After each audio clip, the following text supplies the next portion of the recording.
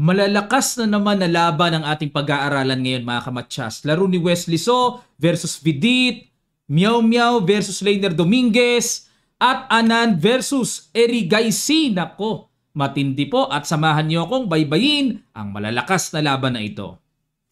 Unahin natin mga kamatsas sa bakbakang Vidit Guradi ng India versus Wesley So, at bago yan, ang atin pong palaging sinusubaybayan ang pagsagot sa ating daily puzzles hatid ng bagong Internet Chess Club. Ito po yung iniwan natin kahapon. At sa mga mabibilis na kasagot ng tatlo ay sa shoutout natin. Congrats sa tirang Rook G8 check. Pag kinapture po kasi, simple knight E7 lang yun, double, makukuha yung queen. Kaya ang hinahanap ko po hanggat maaari ay yung King H6. Pero dapat ipakita rin yon, yung capture sabay knight E7. Pero ang kakumpletuhan po, ipakita yung King H6. Na ang gagawin dito, check. G5 check, pwersado sa H5, and then check. Knight F6, pwersadong i-give up yung queen, and pag-capture dyan, panalo na ang white dito. Dahil dalawang tore, laban sa isang bishop lamang. Okay, at ang pinakamabilis na tatlong isa-shoutout natin ay sila Dopids Vlogs, Dodoy Bakulina, and Vincent Mapura. Congratulations po at maraming salamat po sa mga nagbigay ng effort. Ano pa? Hataw pa. Kumpletuhin pa't makukuha din yan mga kamatsas. Thank you po sa mga nag-participate and nag-effort. At ang iiwan naman nating puzzle for today's video, ito po. Ayan, it's why to play. Ano kaya ang pinakamabagsik, pinakamatindi at mabilis na gagawin dito ng puti para maipanalo mga kamatsas. Okay? Lapag nyo lamang po sa comment section down below. Okay, ngayon naman ay atin na pong gisahin ang matinding laban kagad nila Vidit at Wesley. Nag-D4, Knight F6 si West, C4, E6, Knight F3, nag-D5, Knight C3, C5 ginamit ni Wesley. Ang isa sa mga paborito niya pong palaging dinidepensa against D4 ay ang semi-tarash, Queen's Gambit declined. Kumapture sa D5 si Vidit, kumapture sa D4, Queen takes D4, E takes D5. Nagpapa-isolate talaga ang black dito mga kamatsas, pero ang purpose niyan para makalabas kagad ang diagonal ng bishop at yung knight. Okay, so yan po purpose pero agad-kagad binasag dito ni Vidit ang gitna, kinapture, takes, nako, yan ang paborito ni Wesley, ang queen to queen battle. Knight G5, double attack, at dito ay nag-bishop E6. Ayan, teka muna po lumalabo yung kaliwang mata ko. Pasensya na. Kagigising lang. Bishop E6 para suportahan ang pawn F7 at kinapture, takes, at dito nag-bishop G5. Medyo pangit po talaga ang pawn structure ng black dito, no? Ang purpose ng bishop G5 ay kakapturin ang pawn sa E4 pero marami ng laro si Wesley dito. Yung iba na ipanalo pa niya Kaya inuulit-ulit niya Knight C6 develop lang, Bishop C4, ayun na naman, grabe, tusok-tusok. Nag-King to E7 para suportahan and Knight takes E4, nag-King F7, okay, para makalabas na rin ang Dark Square Bishop. Kinapture na ang Knight, capture, nag-Castling, ayun, may sundot ng Rook D7 at nag-Rook D8, obligadong salubungin po yan, capture, tumempo ng atake at nag-Bishop E7. Yun nga lang, nakapasok dito ang rook. Pero okay lang, slightly better lang ang puti, no? F5, atake sa knight, pasok, knight D6 checking, F6. Hinapture ang pawn B7, takes.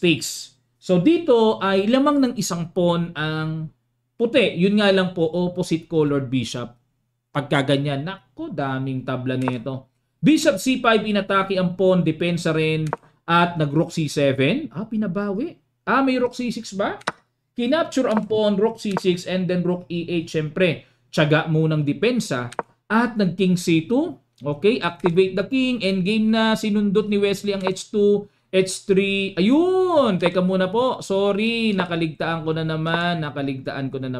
King C2 ang novelty. New move. Hindi pa naitala sa aklat dahil ang mga nagawa na dito, King D2, may tumira din ng B4. Yan po yung mga nagawa na, no? Pero itong King C2 bago. Bishop G1, balik tayo, H3, at nag-King E5, nag-B4. Mukhang magpo-produce dyan ng pass pawn sa kingside. F4, ayan, nagmamadali din naman si Wesley.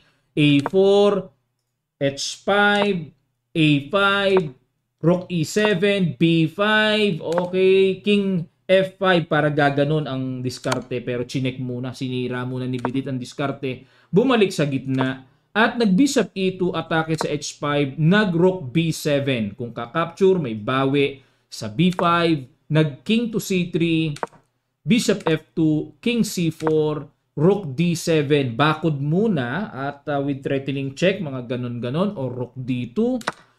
Kinapture. Oo nga, binigay ni Wesley, ano? Check. Okay, Bishop to E1, tineret ang A5. Yun lamang po ay hindi nagustuhan ng computer engine. Kitang-kita sa evaluation bar. Dapat daw ang tira ay Rook D3 check. Pag nag-King A4 or kung saan man, laging Rook D4 check. Hindi tatantanan ng check sa 4th and 3rd rank. Pag naman pumunta dito sa King C2, mag-Rook A3 na. At halimbawa mag A6, wala na, nakafix na yung dark square diagonal. Mahirapan nang makapush yung B-pawn. Ayun. So dito po ay slightly better for white pero equal-equal, tabla-tabla lang.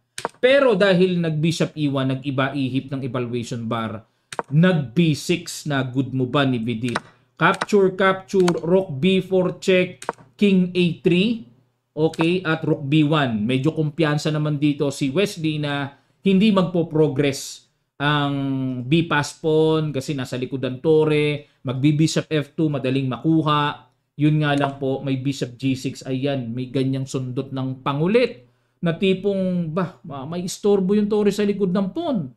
Nag-Rook A1 check, King B3, Rook A8, kailangan po talagang babaan yun, no? Kasi ano na yan mag B7 na yan Yun nga lang may Bishop F7, grabe, mga unexpected, no? Hindi ma-anticipate gaano yung mga tira ni Vidit dito. Bishop F2, capture, King F5, and nag-B7 at Rook B8, Rook E7. Isang napakalaking passive rook na po ang nangyari. Dapat kasi by principle, rook behind, pass pawn, no? Pero ito, nasa front. Delikado pagkaganyan. Bishop C5, Rook D7, at dito po, hindi na natiis ni Wesley at ni-resign na niya. Bakit ni-resign? Kasi ito na po yung kasunod, Magbi-Bishop D5, ipapako na talaga yung pawn sa B7, mananatiling passive na yung pwestuhan ng tore, Rook C7, Rook C8 ang paparating, and ang mabigat dito may extra or outside pass pawn pa na igagapang yan later on. Mga ganun-ganun pag yung bishop nandyan, imagine niyo po. So dito ay talagang totally hopeless na talaga sa endgame na ito. Nadali si Wesley. Isang tirang Bishop E1 lang, natirahan ng B6. Pero sayang, tabla sana, no? Okay lang, mamaya po tingnan natin yung kanilang team standing, ha? Sunod natin ang laro ni Meow Meow. Aba, napapalaban na sa mga mamaw. Leiner Dominguez ang nakalaban. Pag-aralan natin. White dito si Meow Meow. Nag-E4 kay Domeng. C5. Nako, Sicilian player nga pala itong si Dominguez. Knight C3. Bishop E2. Ito palagi yung paborito ni Meow Meow ngayon, Mukhang may pinaghandaan siya dito, no? A6. A4 para walang B5. At nag-Knight C6, D4, ayun. Yung naipanalo niyang laban, kung matatandaan niyo po, pinatira niya ng E5, di ba? Pero dito D4. Kumbaga, ayaw pigilan ng E5, nag-Knight C6 lang, hinayaan ni Domeng na lang po, kasi mahaba Domeng na maipasok sa Open Sicilian at nauwi po sa Sicilian Najdorf. Ayan, Najdorf na, no? Naka-Knight C6. Dito po ang tawag Najdorf Pero ito, pagka pinagsamang A6 at G6, ang tawag ko dito Dragadorf. May libro ko nabasang ganito dati, Dragadorf ang tinawag Kinumbine the Dragon at naka-Najdorf. Pero dito sa chess.com, Najdorf lang, ha? Yan, kasi sa mga naalala ko lang, Dragadorf to para sa akin. Win D2, angat. Ayun, susundutan ng Bishop H6 mamaya at nag-Bishop D7. Simple lang ang ginagawa ni Domeng, no? Develop lang, nag-Knight B3, Knight A5, hinabol, at hamon ng Knight, nag-F3 lang para solid ang pawn E4, nag-Rook C8. Dito po kasi mga kamatyas, hinahayaan ng puti na makapturan dyan, talagang damage sa pawn structure kasi mga pawns na lumalayo sa sentro, humihina ang value niyan Pero ang kapalit naman dito ni Meow Meow ay magkaroon siya ng Rook AC1. Magamit naman niya yung C-file para makaatake. So yan ang kapalit na gustong mangyari. Rook C8. Kinapture na ni Meow Meow, capture and the Rook FD1, Rook FE8. Etong Rook FE8, pang-abang po yan sa kapag nag-Knight D5 ang puti, tutukan ang Queen. Kapag kumapture doon, walang tempo na Knight takes E7 with check. Kaya dito dinidepensahan yung E7 kasi yan talaga ang commonly tina-target sa ganitong position. Nag-Bishop F1, kunat-kunat lang pero mukhang nagbabalak na Queen F2 and Bishop B6, mga ganon. H5. Ba't kaya in H5? Para walang G4 and extra space sa king side. Queen F2, ayun na po, susundot na doon, ano? At nag-Queen B4. Okay, inatake ni Dominguez ang, napa-Dominguez tuloy ako. Doming ang pawn sa B2. Nag-Bishop D4. Nako, alam nyo naman si Meow Meow. Yan talagang pag may tiniret sa kanya, iniisip niya, ipakain ko pa sa'yo yan, kuya. Parang ganun O, Bishop D4. Pero hindi nagustuhan ng computer engine. Ayan. Parang si Tal, no? Mga laro ni Tal. Karamihan ng tira niya ayaw ng computer engine Pero sabi ni Tal, we have two types of sacrifices. The correct ones and mine. Sabi ni Tal, ano? Wala siyang pakialam sa computer Kung ibabalik siya sa, kung buhay siya ngayon, ano? Wala. Kanya pa rin ang susundin niya. Bishop D4 at nag-E5. Ayun. Inatake po ang Bishop. At good move, ano? Pero alamin natin ang ibig sabihin. What if Queen takes B2? Kagatin ang libring pawn. Kitang-kita naman pala. Napakadali lang po. Kulong na kulong ang tore. Ang Queen. Madali lang makita. Okay. E5. Knight A2. Tiniret ang Queen. Pinakapture uli ang pawn. Kain ng kain si Doming. B3. Ayun. Another bad move by Meow Meow. Dapat daw po. Knight C3. Balikan ng atake. Queen B4. Tapos Knight A2. Oo nga, no? Alam, may paulit-ulit na pala dito. Knight A2. Hindi. Imbis na dito kasi uulit na naman. Paano kung mag-Queen A5? May progress ba? Saka pupunta doon. Pag pumunta dito, only square, may B3. Pag pumunta doon, and then C4. Ayun. Parang maiuwi sa Maroxy bind. Maibabind yung D5 na yung D6 weak. Saka na lang bawiin yung pawn na na-capture sa A4. Yan ang, oo nga, para sa akin, magandang version ito. Pero ginawa ni Meow Meow, nag-B3 Queen C6, ayun. May target sa C2, nakabitin pa yung Bishop. Nag-Knight B4, okay, hinabol ng atake, depensa. Queen C7, na bad move naman. Dapat daw po dito, grabe. Antindi mga kamatyaso, para matuto tayo. Knight takes E4, may ganyan na pala. Pag kinain yun, may kain dito, bawi. Okay, pag kinapture naman itong knight, Queen takes E4. Matindi. Discarding malupitan nito. Nakapin kasi. Hindi basta-basta makaalis ang bishop. Kasi mababawi yung knight sa B4. Ayun ang diskarte, kaya pala tumbukan tire. Okay, dito pa lang pangitan ng mababawi Pero hindi po napansin ni Dominguez yung knight takes E4 Ang ginawa Queen C7 at nag-bishop to E3, bishop E6, C4. Gumanda position ni Meow Meow. Nakabind ang D5 at 1 pawn lang ang problema niya pero weak naman ang D6 ng black. Bishop F8, bishop B6, Queen B8, bishop A7 kinulit. Gusto ni Meow Meow yung queen mailagay doon ng tagong-tago. Kinulit ulit at sa kakulitan na pa Queen E7 na lang. Kulit mo. Sa isip ni Dominguez, kulit itong batang to. Okay, Rook A5. Ano purpose dito ni Meow Meow? Rook A5.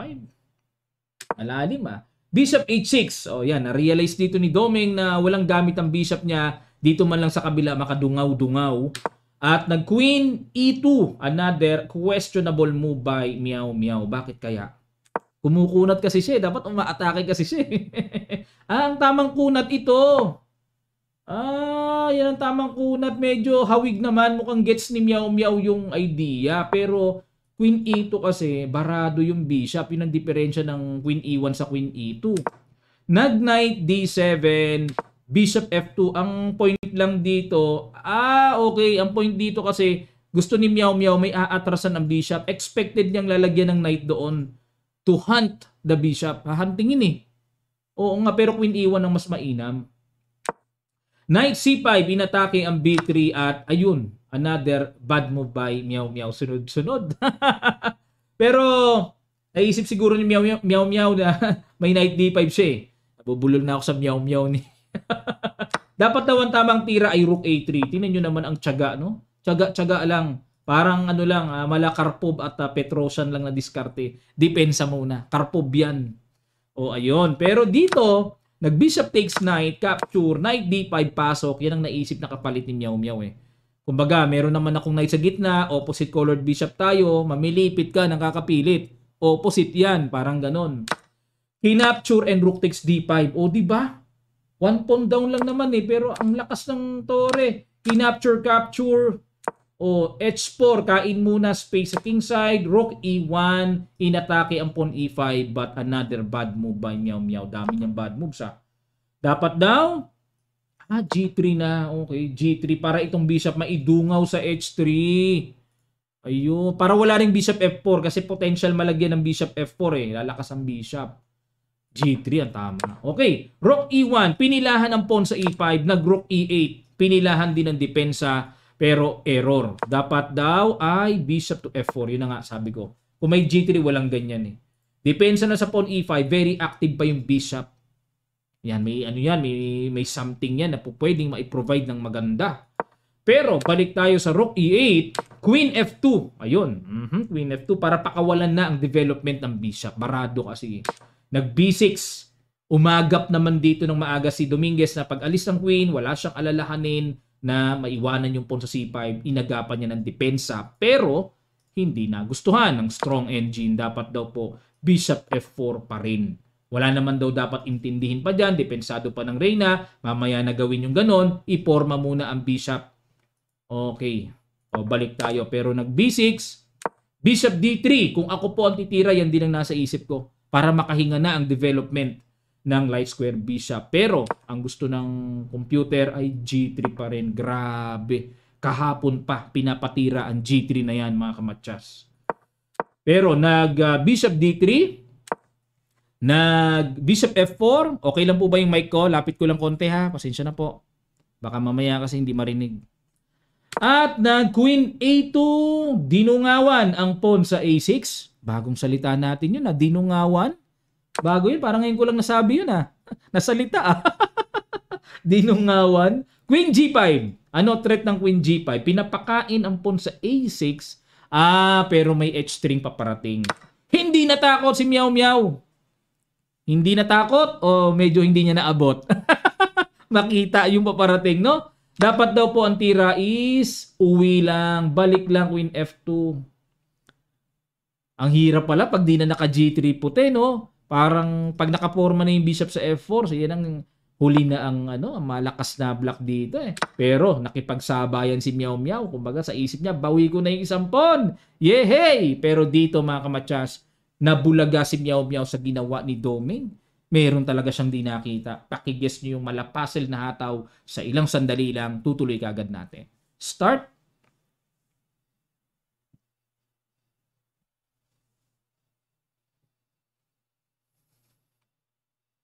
Maraming salamat po mga kamatsas. Boom! Congrats sa nakakita. Bishop h2. May bulaga na palang sacrifice. Napaking h1. Kasi po kung kakapturin, may queen g3, kuha din yung tore pagbaba. Check pa! May tempo pa. Sunod-sunod na combo, talo na.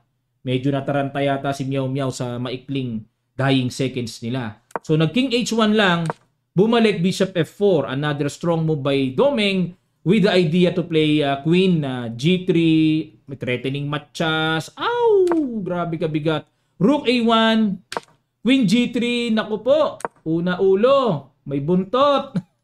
Check, obligado king h1 and h3. Ayun na po ang nangyari. Queen a2, saka siya bumaba. At nag-king g7, super precise move with the idea to play rook h8. Sugswang na po dito. Mag-rook h8 na, nag-resign na si Meow Meow. Ang percentage accuracy nila, 77.2 kay Meow Meow, 88.4 kay Doming. Ayan. Ito na po kasi yung papadungaw. O, dudungawan eh. Ang ganda ng salitang dungaw ah. Parang bintana lang eh, no? Dungaw. Okay. Ayan. O, okay lang. At least si Meow Meow napapalaban na sa ganitong kalakas na player, ano? O dati hindi pa ganyan eh, pero ngayon napapababad na siya. At ngayon naman, ang laro ng New Generation versus legendary classical world champion na si Vishy Anand. Yan po ang alamin natin. White dito si Erigaisi, black si Anand, ang tinaguriang the father of chess ng India. Respetado ng Indian players yan. At itong si Erigaisi, kumbaga tinuturo-turuan lang ni Anand ito eh. Pero ngayon, clash of generations na. Naglaban at bago tayo pumasada ay akin muna pong ipag-imbita sa inyo ang aking kamatsas. Super supporters, every Sunday po yon, live training 10 a.m. to 12 noon. Pag-register na po kayo, ang dami nang nakapasok. Samantalahin nyo po yung pagkakataong makapag-aral, makapag-enhance ng opening studies na pinag-aaralan natin doon. Automatically recorded po yon, may review. Okay po? Ang link sa description below lang. Ang ginawa ni Erigaisi nag D4, Knight F6 si Vishy, C4, E6, Knight F3, D5, E3. Aba. E3 oh. Usually kay Erigaisi, di ba, nagkakatalan yan. Pero dito nag-E3 lang oh. Siguro nililigaw niya ang kanyang legendary coach sa opening, no? Para maiba-iba. Castling, Bishop D3, at nag-C5. Okay. Si Vishy, talagang mahilig po yan sa ganyan eh. Yung mga pangbasag-basag. Kasi yan ay Nimso Indian player. Alam na alam ng mga Nimso Indian player yung mga basag sa gitna kagad eh. Knight C6, Bishop B2, at kumapture po sa D4, capture. Pero ito po, malareti na yung ginawa kasi ni Erigaisi. Knight B4, gustong kuhanin ang pagka-bishop pair ng puti, nag-bishop E2, at nag-B6. So, simple lang si Anand. Gusto niya i-develop lang ang bishop. O, pag kinapture naman yun, knight ang pang-capture, ma-isolate ang pawn sa D4. Kaya hindi po basta-basta kinakapture ng white yung D5 pagka ganyan. Knight C3, Bishop B7, Rook C1. Ayun! Sa usapan pong novelty, lumabas ang Rook C1 as new move na naitala. Pero ang mga naka-record na Knight E5, may gumawa ng A3, may gumawa ng Rook E1, Rook C1 ngayon pa lang sa kamay ni Erigaisi. At kumapture sa C4, B takes C4, nag-Rook C8. Ayun po, na-transpose. Bumalik uli sa libro. Na-transpose, no? Knight E5, ayan, bookline na uli ito at ang lumalabas na novelty kay Anand pa. Knight D7, ang old line ay Bishop A8. Kuminsan po naihahabol, no, nasabi ko na yun ng mga nakaraan, naihahabol ang pagka-bookline, na iba lang kasi ang sequence, kaya nawala sa libro pansamantala, tapos biglang ibabalik pag na-transpose na sa linyado, na iba lang ang sequence. Ayan, so Knight D7 ang talagang novelty na dito. Bishop A8 ang dating naitalang tira. Okay, Knight D7, Knight takes, Queen takes, at nag-D5. Okay, kakaiba ito ah. D5 kagad. Okay, hindi na inintay ni Erigaisi pilahan pa siya, no? Para atakihin yung pawn sa D4. D5 kagad at nag-Rook D8. Ayaw capturein. Ano po ba mangyayari mga kamatsas pag kinapture yung pawn? Tipong ang dami-dami na ng black dyan. 3 yan. Samantalang konti lang ang depensa ng puti. Ang gagawin kasi, may A3. Papaalisin muna yung knight. Yan ang diskarte. At halimbawa, kung iiwas, knight A6 and then knight takes D5. Sakto pa rin. Babawasan lang ng depensa yung pawn D5 sa pamamagitan ng pagpapaalis ng knight muna. Oh, yun ang mga discarding, medyo mga delaying, delaying discards eh. Discards. Okay, nag-Rook FD8, A3, knight A6, at nag-Knight E4. Para sa akin po, maporma yung Knight E4, no? Kasi parang, syempre, para mabuksan yung diagonal, parang energetic ang datingan eh. Pero, ang gusto ng computer na mainam ay H3 lamang. Relax lang pala. Bakit? Pag kumapture dito, Knight takes D5, oo nga pala. Hindi naman pwedeng basta makipaghataw-hataw sabay-sabayan kasi yung bishop mau-open ang diagonal sa knight eh. So, hindi pa rin pala babagsak. So, hindi pala dapat intindihin muna yung pawn D5. Kumbaga. Pero dahil nag-Knight E4, ibang usapan na po. Iniwan kasi yung D5 eh, no? Nag-knight C5. Ayun. Dito naman, ang mainam na tira daw ay knight C7. Para dito talaga pag-initan. Oo. Siguro pag kinapture yan, at this point, tingnan natin, Queen D4. Okay, pipila ng ganon. May matchas. At kapag binarhan, F6, saka palang kakapture dito. Okay? Hindi makabawi basta-basta dyan kasi laging may pressure sa knight. May bishop C4 pa later on, mga ganong pin dahil nakakommit na ng F6. So, yun po yung mga paparating. Ano? Pero balik tayo sa knight C5. Queen D4. Ayan na, inuluhan na. At nag-F6, binarhan ang paparating na matchas. Kinapture. Yun, nagkasunod-sunod. Ang good move, Queen G4, threatening bishop takes. Okay, at nag-F5. Ayun. Eksakto po yung ginawa ni Anand. No? Talagang maasim pa rin si Anand. No? Hindi pa rin kumukupas. Dito kasi pagka kumapture sa D5, may ganun eh. Susundutin ng ganun. No? Kitang-kita. Oh, may tusok. Grabe rin mga baon ni Erigaising mga diskarte. No? Mga discards. Bago yun na discards. Oh, nag-F5. Inatake ang Reyna kung counter attack.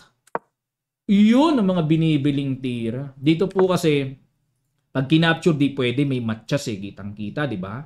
O pag sumabay naman, kakapturein yun, bagsak din yung pawn sa G4. Ganda rin ang diskarte, pero nakita ni Anand doon, natanaw niya yung Queen E7. Eh, ang lalim ng laman yan, mga kamatchas. Kinapture ulit, di ba? Kung ako puti, parang kakapturing ko rin eh.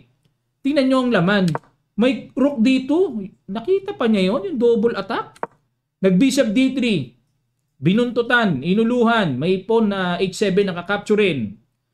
G6, expected talaga yan, pwersado, no? Kasi mamamatchas eh. Pag kinapture to, may matchas, capture, and then Queen H8, no? Queen E5, ayun mga kamatchas. Inuluhan, may buntot. Threatening matchas sa dulo. Pero, mga kamatchas, blunderations! Inihabol eh, no? Wala sa timing. Dapat daw ang tira accurate ay Queen F7. Yan pala. Pwersado. Takes. And Bishop C2. Ayun. Slightly better lang dito ang black. O kasi, lamang pa nga ng isang pawn dito puti eh. Pero, kahit pa paano, formado na kasi yung mga tore. Madali nang ihataw eh, no? Ayan. Dito slightly better lang ang black pero maaring mauwi sa tabla pagka nakayanan naman ng puti. Yung napaka-powerful nga lang ng tore sa second rank. O, balik tayo. Dahil Queen E5 ang ginawa ni Erigaisi, ayun, na brilliantan. O, sige po mga kamatchas, pakiguess nyo. Ang brilliant move na binitawan dito ni Anand, talagang tunghay na tunghay. Gustong-gusto ng computer engine ang ginawa. Sa ilang sandali lang, tutuloy agad natin. Start!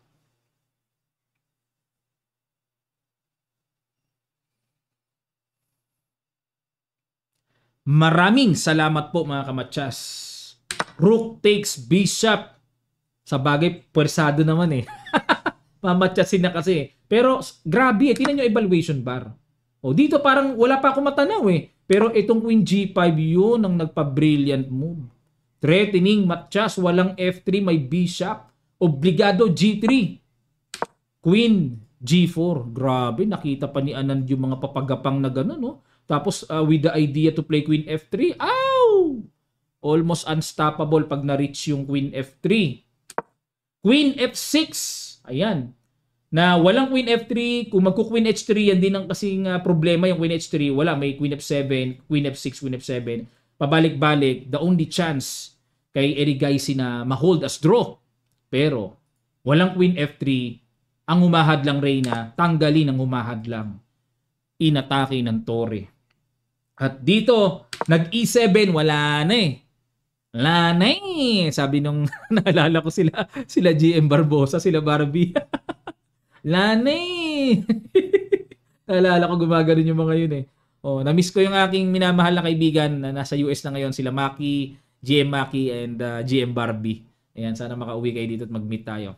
E7, ayun ha. Inatake ang tore, kinapture, at nag-Queen E8. Lanay. Ayun, Queen E8 check and Rook F8. At dito po ay bumaba. Queen E2. Para kung magku-Queen H3, may Bishop E4.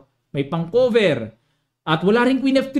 Pero mga kamatsas, boom, Bishop F3.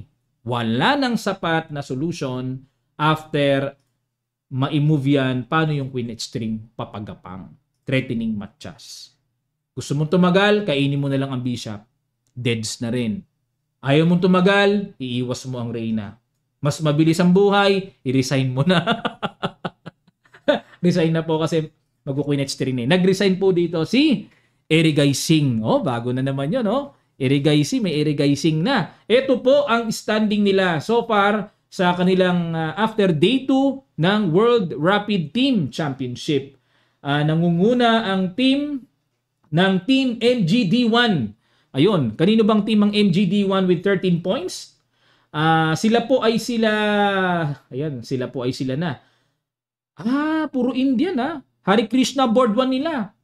Tapos David Anton Guijaro taga Spain, Leon Luke Mendonca, ayan taga India yan, Pranav Indian ba 'yon o Russian na? Indian din yata 'yon eh.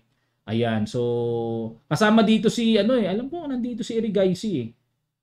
O yun, Erigaisi. So may alternate Hari Krishna and Erigaisi, nag-alternate sila sa board 1. Okay, grabe no. Napansin ko sa team championship na ito, parang composition hindi kumbaga stick sa isang bansa, hindi hugutan O yan, ito naman yung Hexamine chess team. O yan, sila Levon Aronian. At sa Freedom, ayan, dito sila Anand. Grabe, no? Ang pangalan ng team nila, very classic no? Freedom. Ang daling unawain Yung iba, Hexamine, medyo O makahulugan pa Uzbekistan, o yan, tropa nila nila Abdusatorov to. Yung mga Bakidog, mga ganun, Ayun mga kamatsas, yan po at sila Wesley WR Chess Team. Ayan po, sila Wesley to board 1 nila si Ferusha. Grabe si Wesley, medyo parang hirapan laro niya ngayon. At ang team naman ni Meow Meow, yung Turkish Airlines Sports Club. Sila Fausti. At si Faustino Oro, dami pong pinipisak na GMs. Baka tingnan natin kung maraming request, papasadahan natin yung mga GMs na pinisak ni Faustino Oro. Grabe, ang lulupait sa mga tinalo niya nitong mga late rounds ng day 2. Okay, yan po mga kamatsas. Maraming salamat po muli. Pag-imbita ko po ang aking kamatsas super supporters. Mag-join na po kayo sa mga gustong lumupit sa opening, middle game, end game, tips and advice. Pasok lang po kayo. Register lang kayo. Ang link nasa description below mga kamatsas. Hindi po kayo magsisisi. Click nyo lang ang link. Basahin ang details bago mag-register. Maraming salamat. Magkita-kita pa tayo sa mga susunod pang chess updates.